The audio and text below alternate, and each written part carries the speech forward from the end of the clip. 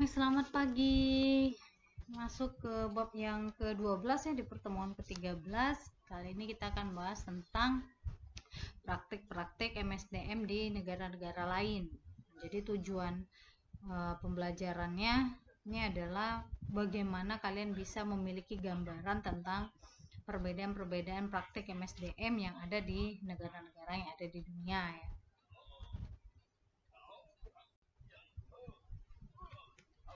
Nah, satu aspek yang paling penting dari MSDM internasional ini adalah tentang bagaimana kebutuhan para manajer SDM internasional dalam perusahaan multinasional, bagaimana dia memahami praktek-praktek MSDM di negara-negara lain di mana perusahaan mereka beroperasi. Nah, memang karena hal ini sangat dibutuhkan oleh manajer SDM dalam rangka memperhatikan sumber daya manusia yang ada di perusahaan cabang luar negerinya ya sebenarnya. Maka kita harus memahami ini dulu.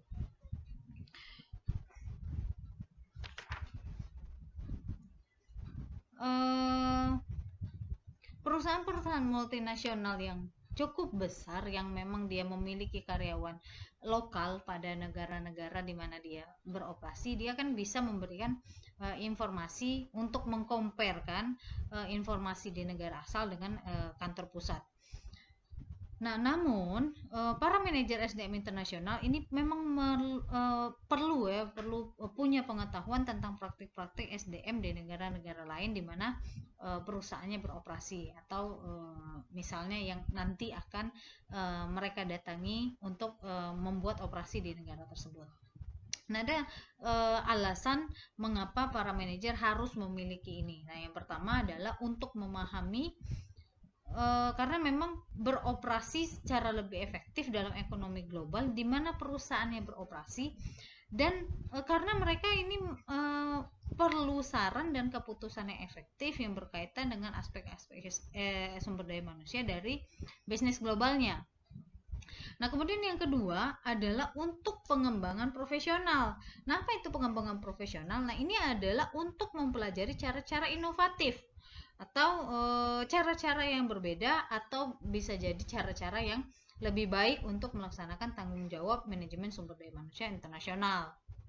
Nah, yang ketiga, untuk bisa lebih baik mengevaluasi yang mana praktik-praktik di negara asal dan perusahaan induk yang dapat atau tidak dapat diterapkan di lokasi asing. Jadi kita nih harus mengevaluasi yang mana nih yang bisa yang perusahaan asal, negara asal ini bisa kita terapkan di lokasi asing, mana yang tidak bisa gitu. Karena ya tadi ada perbedaan budaya, ada perbedaan peraturan, hukum dan lain-lain.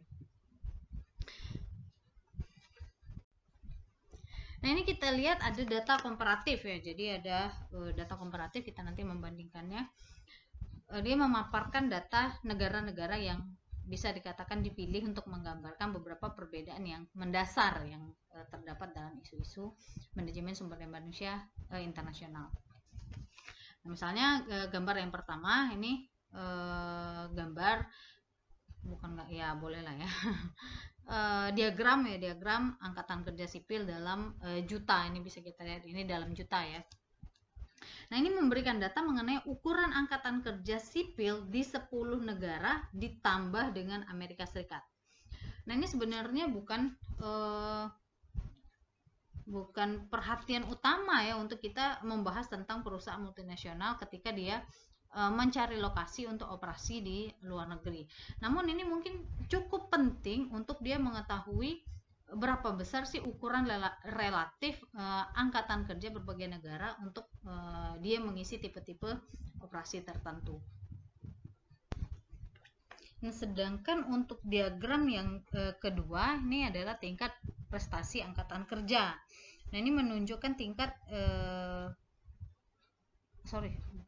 partisipasi ya, tingkat partisipasi atau persentase populasi dewasa yang masuk dalam angkatan kerja. Nah, ini untuk 9 negara ya, sama dengan yang tadi namun dikurangi dengan Meksiko dan ditambah dengan Amerika Serikat Ini menggunakan definisi yang sama yang digunakan oleh Biro Statistik Tenaga Kerja yang ada di Amerika Serikat. Nah, ini terdapat perbedaan yang nyata antara Italia dengan tingkat partisipasi di atas 60%. Nah, perbedaan ini sebagian besar memang disebabkan oleh tingkat partisipasi wanita di berbagai negara dan menggambarkan perbedaan-perbedaan budaya yang mungkin terjadi untuk pertumbuhan angkatan kerja. Jadi kita bisa lihat ya di sana.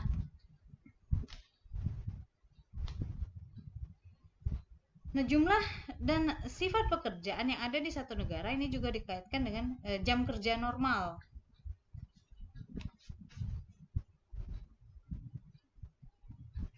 Nah, untuk jam pada tabel tabel berikutnya ya, di next berikutnya ini menggambarkan rata-rata jam kerja dalam 1 tahun ya. Nanti saya buka setelah ini. Oke, nah ini bisa kita lihat ya di sini nanti tabel ini dia mengilustrasikan rata-rata jam kerja dalam 1 tahun dan 1 minggu. Kemudian jumlah hari libur atau cuti tahunan dan jumlah hari besar atau hari raya. Nah, 2 faktor yang terakhir ini kan dikaitkan dengan jumlah jam kerja yang tersedia bagi karyawan di berbagai negara.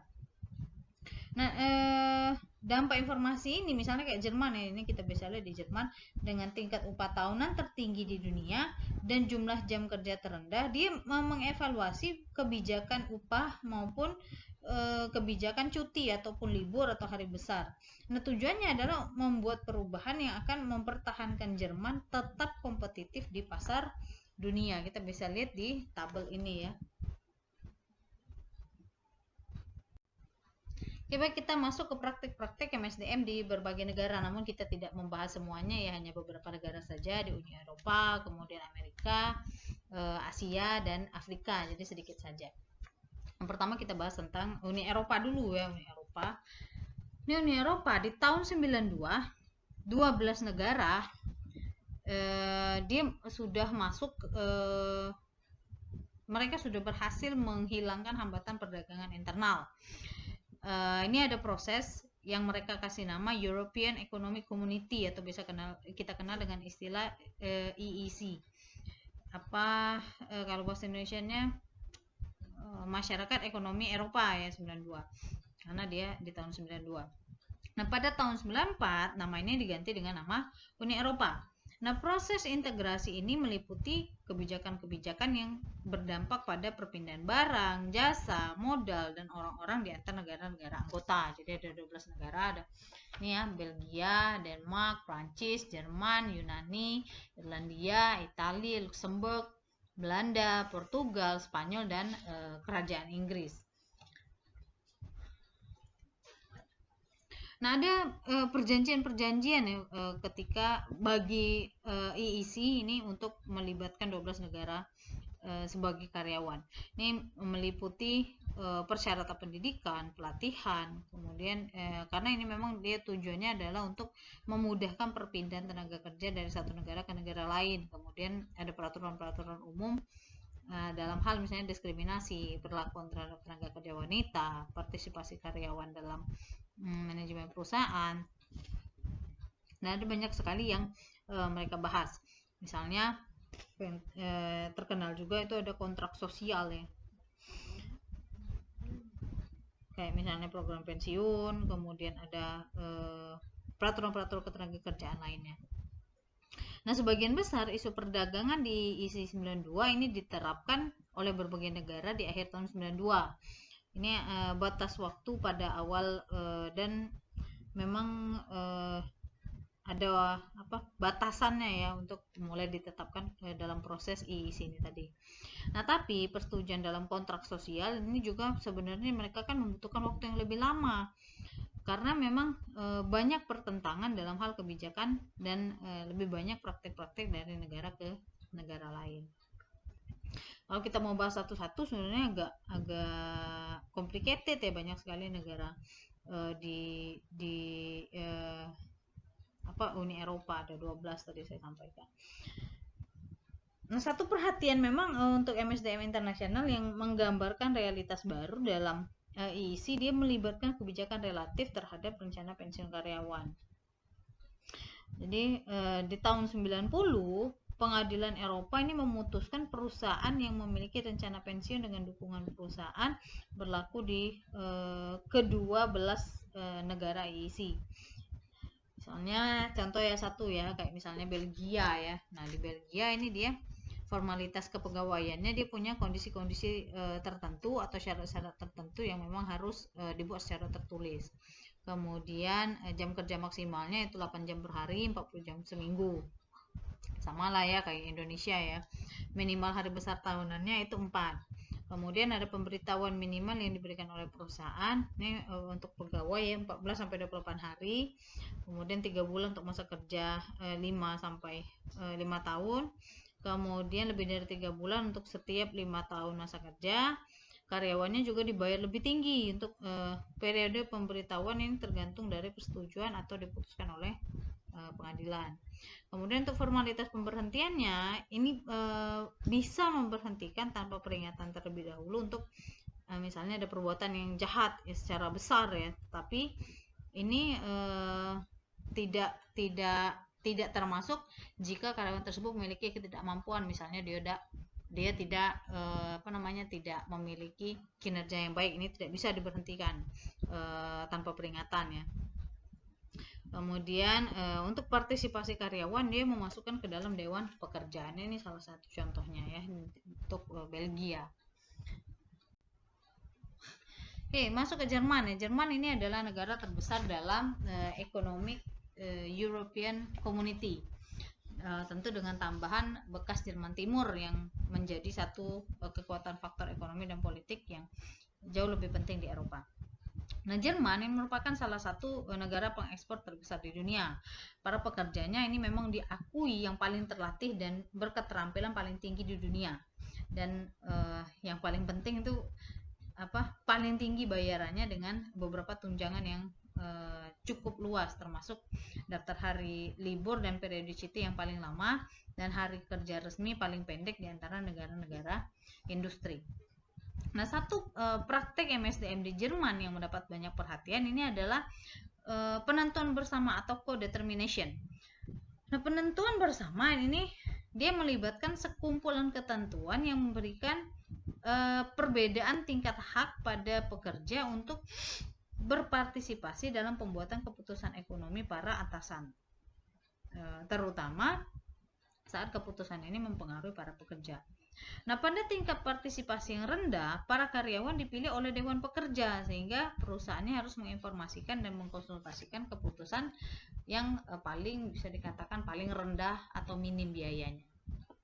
Nah, kita masuk ke Perancis. Nah, Perancis ini negara terbesar kedua dalam Economic European Community. Dan Perancis ini memiliki pengaruh ekonomi dan politik yang sesuai dengan ukurannya. Nah, tentu untuk para individu di Perancis ini merupakan pendorong utama di balik pengembangan ISI ya. Nah, Perancis memiliki tingkat pembentukan serikat pekerja yang lebih rendah di Eropa. Jadi kisarannya ini hanya kisaran 10-12%. Nah, namun untuk serikat pekerja dia memiliki pengaruh yang cukup luas dengan penyelesaian-penyelesaian yang dirundingkan meliputi gugus tugas. Para pekerja di Perancis ini juga punya dewan kerja disebut dengan komite perusahaan, dan dia harus bertemu dengan wakil perusahaan setiap bulan, dan ada tunjangan yang luas juga di sini di Perancis, mirip dengan di Jerman. Ada rencana pensiun, pembagian laba, kemudian peraturan pemberhentian dan lain-lain ya.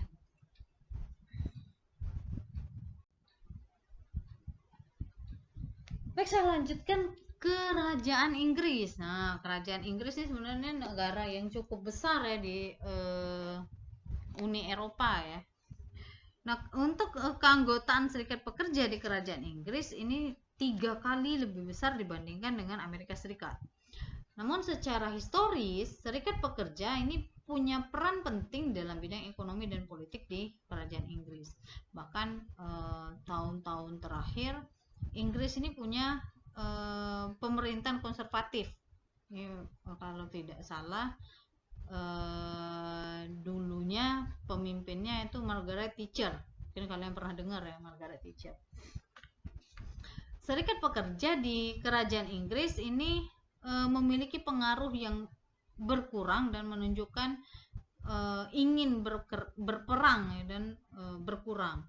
Nah, undang-undang di Inggris ini lebih bersifat membatasi dibandingkan dengan Amerika, di mana serikat pekerja di Inggris ini cenderung untuk mencapai tujuannya melalui tekanan-tekanan politik yang dibawa pada tingkat nasional melalui tawar-menawar yang memang didominasi oleh faktor faktor ekonomi ya pada tingkat perusahaan. Nah, kontrak-kontrak tenaga kerja Inggris ini tidak dilaksanakan dan dapat ditekan untuk dirundingkan kembali setiap saat.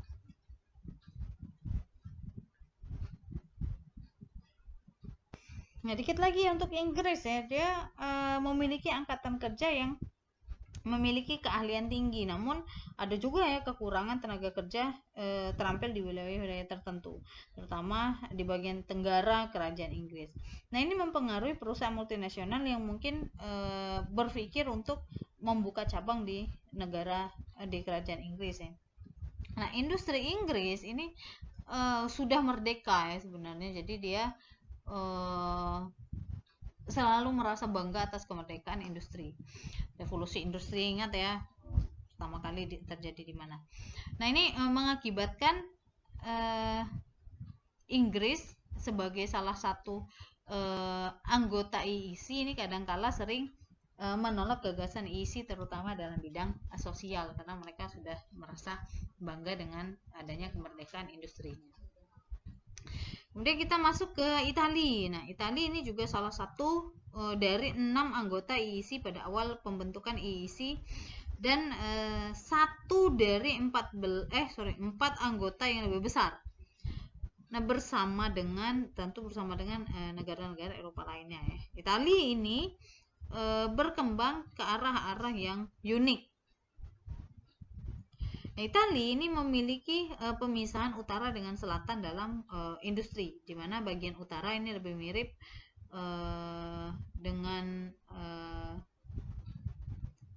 industrial, sedangkan di selatan ini dia lebih ke pedesaan yang hubungannya itu dengan pertanian. Nah, Italia ini juga sudah mengembangkan peraturan kepegawaian yang cukup signifikan, misalnya berbagai peraturan melarang pengecekan audiovisual pada karyawan, mengecek kemampuan fisik karyawan, melakukan survei pendapatan, mentransfer atau mendemosi setiap karyawan tanpa dokumentasi yang luas untuk alasan-alasan tertentu. Nah, satu kekhasan hubungan tenaga kerja di Italia ini adalah karyawannya dengan status pembayaran tinggi, atau biasa kita kenal dengan istilah para profesional dan para eksekutif, ini memiliki serikat pekerja sendiri. Mereka merundingkan kontrak kepegawaian sendiri dan dilindungi oleh undang-undang dan diberi pembayaran tambahan dan tunjangan-tunjangan khusus.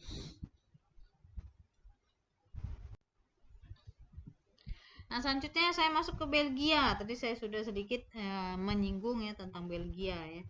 Belgia ini dia punya satu sistem undang-undang tenaga kerja dan peraturan ketenagakerjaan yang didefinisikan paling keras.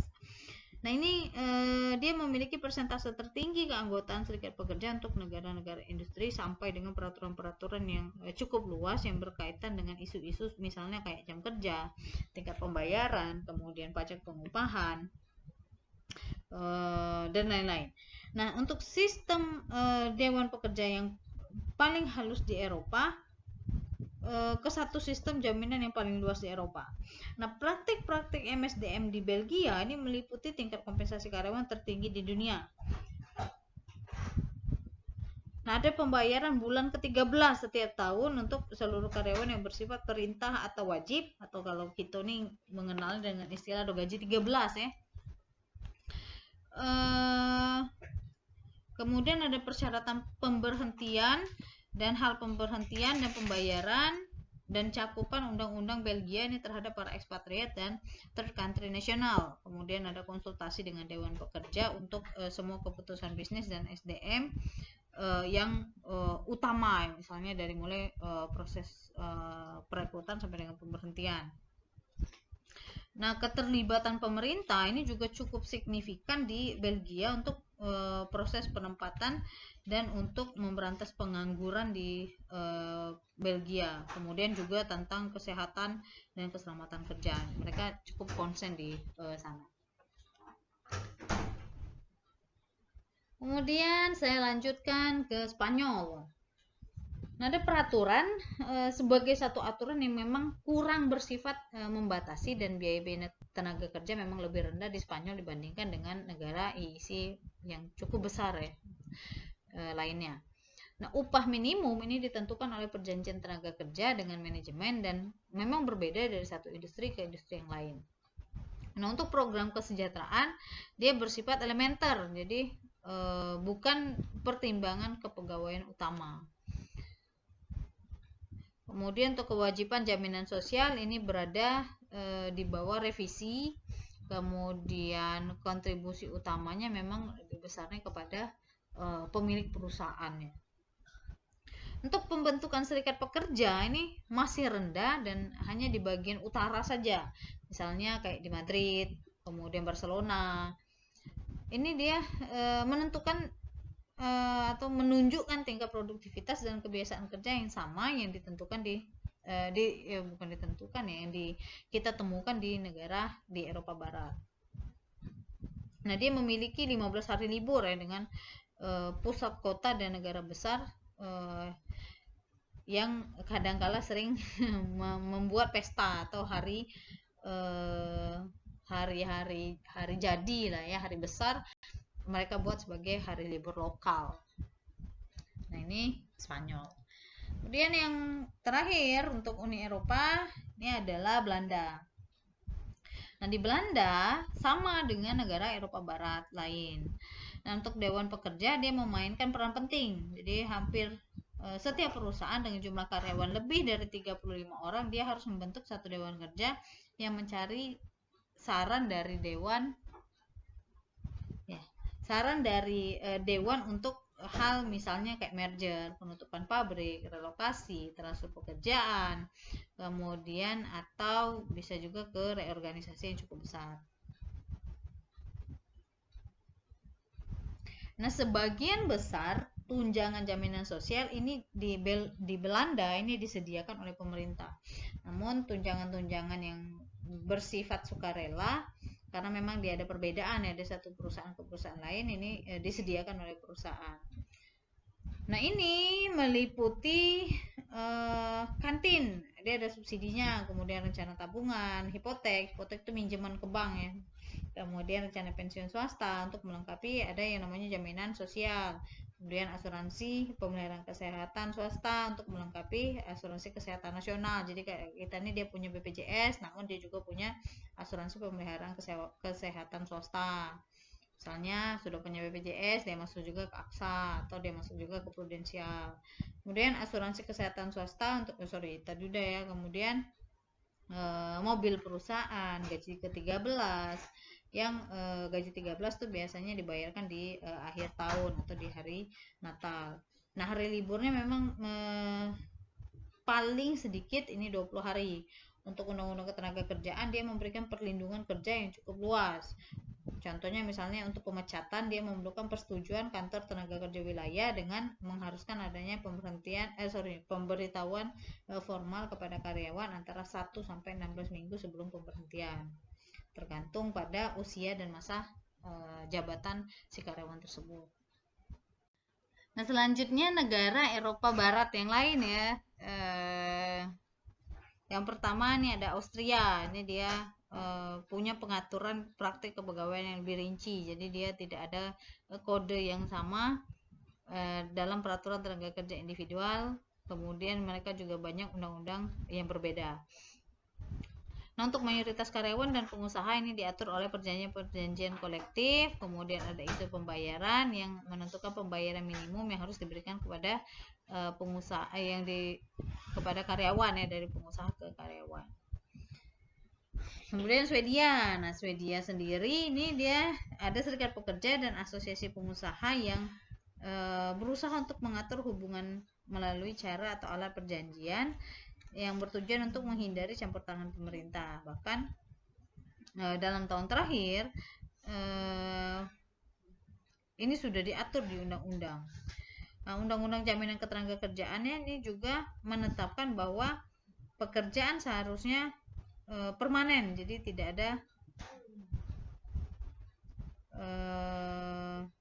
ada sistem kontrak di sana. Untuk hak cutinya ini 5 minggu, di mana para karyawan bisa mengakumulasikan waktu cutinya.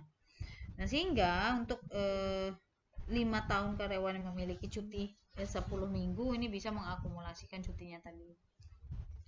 Kemudian di Switzerland ini untuk hubungan kepegawaiannya mungkin kurang diatur ya dibandingkan dengan negara-negara Eropa lainnya. Kemudian untuk biaya hidup dan biaya ketenagakerjaan memang lebih tinggi dibandingkan dengan negara-negara yang lain. Oke, selanjutnya Eropa Tengah dan Eropa Timur ini berada pada masa peralihan. Sekarang negaranya memang negara merdeka ya, dulu Uni Soviet ini, Eropa Tengah, Eropa Timur ini. Dia kan dulu di bawah aliran komunis ya. Perusahaan ini melaksanakan sebagian besar fungsi yang biasanya menjadi tanggung jawab negara, misalnya kayak pusat kesehatan, sekolah, rumah jompo, toko-toko khusus, bahkan perumahan. Nah, sebagian besarnya memang perusahaannya ini di luar ekonomi komunis ya. Nah, sekarang ini sudah berubah ke perusahaan yang mulai beroperasi secara mengikuti sistem ekonomi pasar bebas. Dan Amerika Latin. Nah, Amerika Latin ini merupakan mitra dagang yang besar bagi Amerika ya. Kayak Brazil, Meksiko, Argentina.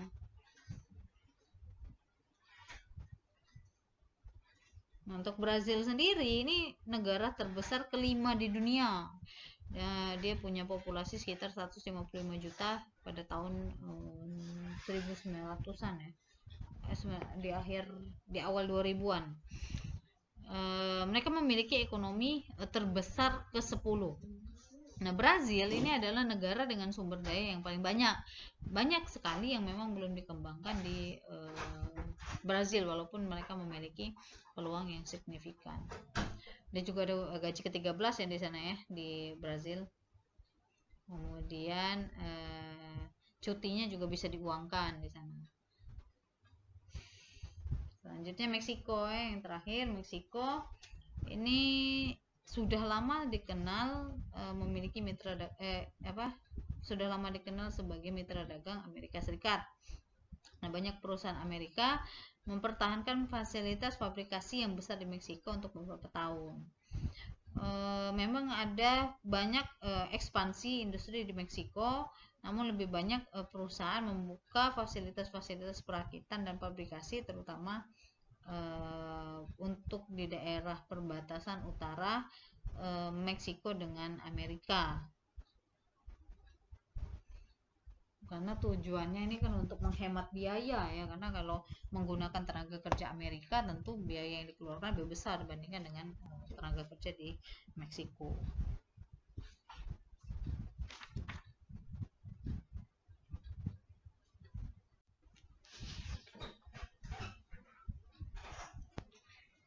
Nah, ya kita lari ke benua Australia. Ya, Australia dia memiliki populasi yang relatif sedikit, namun dia merupakan negara perdagangan terbesar ke-14. Nah, Australia ini juga merupakan pasar terbesar ke-16 untuk barang-barang Amerika Serikat dan memiliki standar hidup tertinggi ke-12. Nah, dari sejarah paling awal, Australia ini punya minat yang kuat dalam kepemilikan karyawan dan pengendalian perusahaan, meskipun sebenarnya tidak umum untuk mencari bentuk partisipasi karyawan yang luas di para pengusaha. Nah, untuk hal tunjangan, warga negara Australia ini punya cuti sakit yang dibayar. Kemudian dia punya juga sistem pemeliharaan kesehatan dan pensiun yang luas. Minimum cuti tahunannya 4 minggu, tentu dengan dapat pembayaran ya. Kemudian bonusnya kisarannya 17% per tahun. Untuk cuti 8 minggu cuti dengan pembayaran biasa setelah 15 tahun kerja pada perusahaan yang sama, dan 3 bulan cuti tambahan untuk 10 tahun masa kerja, dan hal-hal yang lainnya seperti hiburan, mobil, tunjangan telepon, pinjaman, hipotek tadi ya, pinjaman, kemudian tunjangan makan. Nah, perusahaannya juga menyediakan rencana pensiun yang disediakan oleh perusahaan dan penghargaan pemberhentian yang cukup mumpuni dengan pembayaran 2 sampai 3 minggu untuk setiap tahun pada masa kerjanya.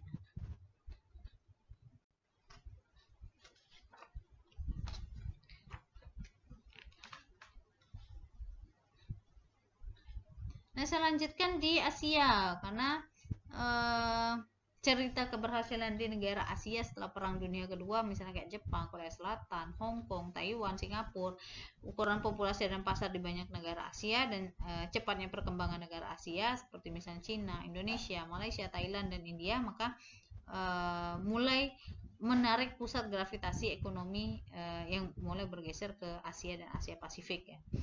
Kayak sekarang tuh Amerika tuh sudah mulai merasa terancam oleh Cina. Kemudian industri hiburan ini sudah mulai lari ke Korea. Kalian bisa lihat ya, orang-orang di Korea ini sudah masuk ke pasar internasional, bukan hanya pasar Asia saja, bahkan sudah masuk ke pasar Amerika dan Eropa. Ya, saya masuk ke Cina dulu ya. Di Cina ini ada istilah mangkuk nasi yang terbuat dari besi, atau istilahnya iron rice bowl. Nah, ini adalah situasi pekerjaan karyawan yang sama dengan sebuah mangkok nasi besi. Jadi tidak bisa dihancurkan. Jadi lebih baik daripada janji orang Jepang untuk pekerjaan seumur hidup ya. Kalau di Jepang tuh kan istilahnya lifetime employment ya. Namun di Cina ini ada istilahnya iron rice bowl.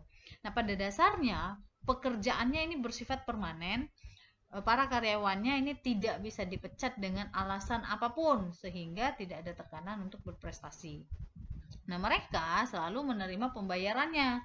Perusahaan-perusahaan itu memberikan tunjangan dari mulai tunjangan kelahiran sampai dengan tunjangan pemakaman atau tunjangan kematian. Nah, saat ini telah berubah karena memang Cina ini sudah berusaha untuk mengambil manfaat ekonomi pasar bebas bagi orang-orang atau masyarakat Cina, terutama di pusat-pusat kota dan wilayah geografis yang dekat dengan Hong Kong. Nah, mangkok nasi dari besi tadi, iron rice bowl tadi, ini sudah mulai karatan dia, dimana perusahaan-perusahaan ini sudah mulai memberhentikan karyawan yang tidak produktif dan mulai mengaitkan kompensasi dengan kinerja individu dan organisasi. Nah, ini terjadi revolusi ekonomi ya, diupayakan Cina, yang memang mereka sudah mengimplementasikan kerangka kerja tradisional dengan penggunaan tekanan dari keluarga dan tetangga untuk meningkatkan kinerja, absensi, dan lain-lain. Nah, kurangnya pelatihan dalam prosedur pasar bebas ini mempersulit masalah-masalah dengan usaha-usaha untuk merevolusi ekonomi sosial terbesar di Cina ini tadi. Nah, untuk di Jepang, Jepang ini sudah menjadi ekonomi terbesar kedua di dunia setelah Amerika dengan setengah populasi. Nah, di antara praktek-praktek MSDM yang ada di Jepang, ada 3 praktek MSDM khusus yang difokuskan pada pekerjaan seumur hidup. Tadi kalau di Cina tadi kan ada iron rice bowl, kalau di Jepang itu ada lifetime employment. Setidaknya ini lifetime employment ini setidaknya bagi para karyawan yang di perusahaan-perusahaan terbesar di Jepang. Nah, promosi ini dulunya didasarkan pada senioritas, dan serikat pekerja ini berdasarkan perusahaan. Nah, pekerjaan seumur hidup ini diadakan setelah Perang Dunia Kedua selama periode berkurangnya tenaga kerja besar dan di bawah tekanan serikat pekerja sebagai cara perusahaan besar untuk merekrut dan mempertahankan para karyawan yang terbaik. Nah, dalam budaya Jepang yang berorientasi kepada keterlibatan kelompok dan meminimalisir persaingan individu dalam lingkungan pekerjaan seumur hidup tadi, maka promosi ini memang berdasarkan senioritas itu lebih masuk akal, karena setiap perusahaan ini kan memiliki pekerjaan sendiri. Nah, setiap pekerjaannya dia menggunakan taktik tekanan jangka pendek. Dan ada perhatian-perhatian serikat pekerja yang difokuskan pada isu ekonomi dan dalam perusahaan-perusahaan di tempat mereka kerja. Nah, untuk perusahaan besar di Jepang, kompensasi didasarkan juga atas dasar senioritas dibandingkan dengan didasarkan atas kinerja. Nah, meskipun semua karyawan ini menerima bonus yang dibayarkan di akhir tahun, atau ada juga yang sepanjang musim panas, untuk tunjangan cuti ini dia 10 hari per tahun, cuti melahirkan 6 minggu setelah melahirkan. Namun ini juga balik lagi atas dasar permintaan karyawan ya, dan 8 minggu setelah melahirkan dengan menerima 60% gaji. Untuk pemberitahuan pemberhentiannya 30 hari atau pembayaran sebagai pengganti pemberhentian.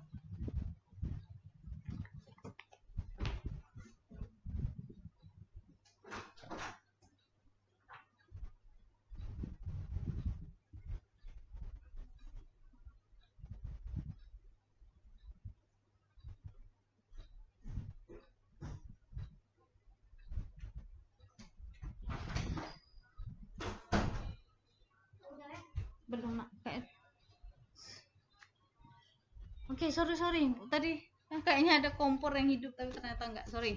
Ini lupa juga di post tadi, sorry ya. Oke, saya lanjutkan ke Korea Selatan. Hanya sedikit orang Korea yang bisa berbicara bahasa Inggris, makanya kalau kalian ke Korea itu sedikit sulit berkomunikasi ketika kalian mau membeli barang. Tidak semua orang di Korea itu bisa berbicara bahasa Inggris. Nah, sehingga hubungan perusahaan lokal ini sering merupakan sesuatu hal yang penting. Nah, sejak Perang Dunia Kedua, serikat pekerja memiliki peran penting di Korea Selatan. Namun, undang-undang yang disahkan di tahun 1980 ini mendorong penggunaan Komite Tenaga Kerja Manajemen yang sudah mengurangi pentingnya peran dari serikat pekerja. Nah, serikat pekerja di industri besar ini memiliki kekuasaan yang signifikan, yang waktu itu dibuktikan oleh pemogokan melawan Hyundai. Hyundai itu perusahaan otomotif terbesar di Korea ya. Di sepanjang musim panas tahun 93 yang akibatnya pengurangan ekspor Korea dalam jumlah besar, dan dia melibatkan campur tangan pemerintah untuk memenuhi atau menengahi penyelesaiannya. Nah, yang terakhir untuk negara Asia yang kita bahas ini adalah di Hong Kong. Nah, Hong Kong ini menjadi negara di dunia dengan keberhasilan yang cukup menakjubkan setelah Perang Dunia Kedua.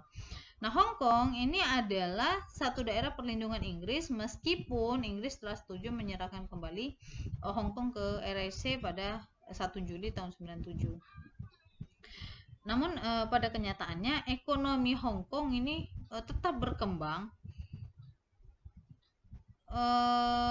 dan memang di sana tidak ada pengangguran ya.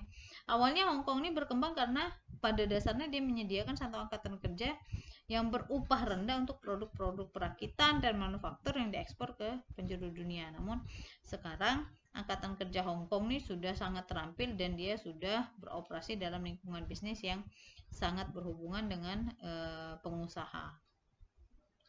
Nah, orang Cina yang ada di Hong Kong ini juga berhasil menjadi investor besar di beberapa negara Asia, terutama di.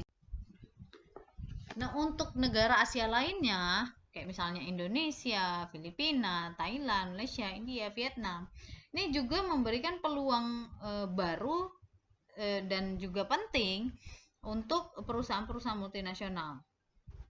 Memang pada saat ini masih dalam tahap perkembangan yang berbeda dalam hal MSDM dari negara-negara yang lain tadi. Nah, para manajer SDM ini juga internasional ya, para manajer SDM internasional yang sedang beroperasi di negara-negara yang tadi saya sebutkan, Indonesia, Filipina, Thailand, Malaysia, dan lain-lain tadi, sudah berusaha,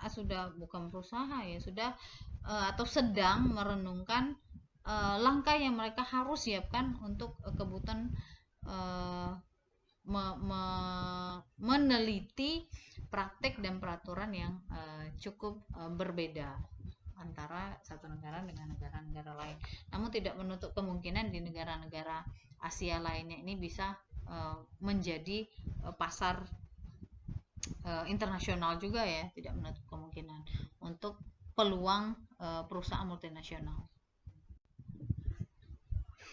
Nah, yang terakhir adalah Afrika.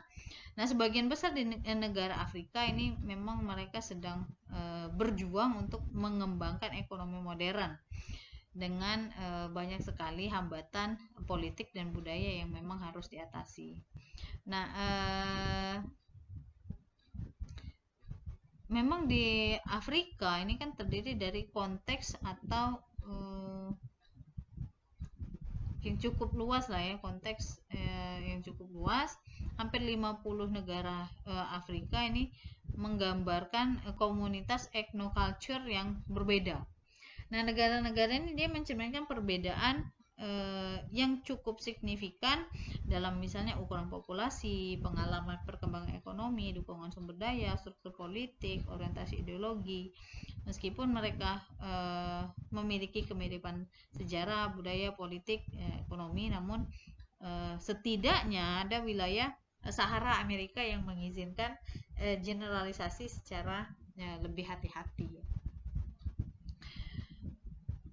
Untuk perusahaan-perusahaan yang besar dan cabang-cabang perusahaan multinasional, praktik-praktik MSDM-nya ini cenderung sangat dipolitisasi dan menjadi subjek penekanan daripada mengarah pada efisiensi prestasi kerja dan efektivitas biaya. Misalnya keputusan-keputusan pemberian pekerjaan, penempatan, promosi ini lebih cenderung dibuat dengan referensi keluarga, kemudian sukunya atau koneksinya dibandingkan dengan prestasi atau kualifikasinya. Baik, untuk pertemuan kali ini saya cukupkan bab ke-12 ya, tentang praktek-praktek MSDM. Yang ke depan kita masuk ke MSDM internasional di masa yang akan datang, yang akan membahas tentang tren tantangan di masa depan untuk MSDM internasional dan perkembangan MSDM internasional itu sendiri. Terima kasih, jangan lupa kerjakan tugas, jangan lupa absensi, dan selamat menunjukkan aktivitas. Selamat pagi.